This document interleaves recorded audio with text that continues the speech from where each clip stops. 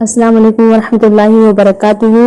کیا آپ جانتے ہیں کہ صرف ایک حرف غلط پڑھنے سے قرآن کے معنی بدل سکتے ہیں؟ کیا آپ تا، طا، سین اور صاد یا ذال اور زا میں فرق صحیح ادا کر سکتے ہیں؟ اگر نہیں تو آج کی ویڈیو آپ کے لیے ہے۔ آج ہم سیکھیں گے مخارج الحروف کو بہت آسان انداز میں، تاکہ قرآن کریم کو درست تلفظ کے ساتھ پڑھ سکیں۔ تو ویڈیو کو آخر تک ضرور دیکھیں، اور اگر آپ قرآن سیکھنے سے محبت کرتے ہیں تو چینل کو سبسکرائب بھی کر لیجئے۔ اور اس سبق کا آج کا ہمارا یہ سبق کا مقصد جو ہے وہ مخرج کا معنی جاننا اور آپ لوگوں کو سکھانا ہے، اور حروف کہاں سے ادا ہوتے ہیں اور یہ سکھانا ہے۔ الف، با، تا وغیرہ کے مخارج پہچاننا ہے، تجوید کے ساتھ قرآن پڑھنا ہے، تلفظ کی غلطی سے بچنا ہے۔ انشاءاللہ آج کا ہمارا ٹاپک ہے مخارج، یعنی کون سا حرف کہاں سے اور کیسے ادا ہوتا ہے۔ تو آج ہم سیکھیں گے، سب سے پہلا ہمارا مخرج ہے حمزہ ہا۔ حمزہ ہا حلق کے نیچے والے حصے سے ادا ہوتا ہے۔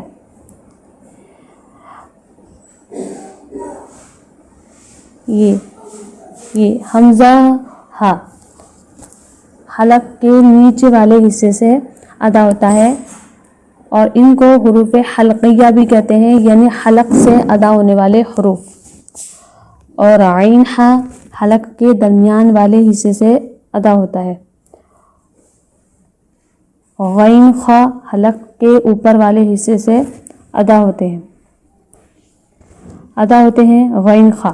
ان تینوں حروف کے مخارج کو ملا کر حروف حلقیہ بھی کہتے ہیں۔ اور اب تیسرا مخارج ہمارا ہے قاف، یعنی زبان کی جڑ اور تالو کے نرم حصے سے ادا ہوتا ہے قاف۔ اور ان حروف کو حروف لہویہ یعنی بیچ حلق سے ادا ہونے والے حروف کو کہتے ہیں۔ اور کاف زبان کی جڑ اور تالو کے سخت حصے سے کاف ادا ہوتا ہے۔ اب آئیے ہم آپ کو سمجھاتے ہیں کہ کہاں سے ادا ہوتے ہیں۔ اس کا چارٹ آپ کو دکھاتے ہیں۔ دیکھیں، ہم حلق کے اپنے 3 حصے کرتے ہیں، یہ 3 حصے کرتے ہیں اس طریقے سے۔ دیکھو، یہ ہمارا بیچ حلق ہے، اسے کہ ہم 3 حصے کریں گے۔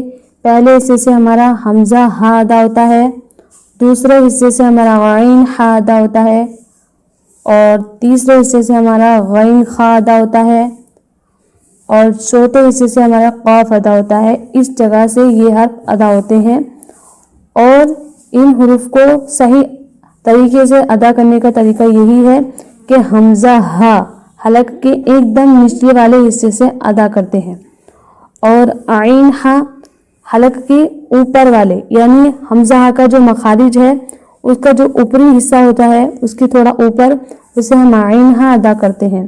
جیسے کہ ہم ادھر آئیں گے، یہ دیکھیں، ادھر آئیں گے، یہ ادھر غین خا جو ہے یہ ہمارے حلق کے ایک دم بیچ والے حصے سے ادا ہو رہا ہے۔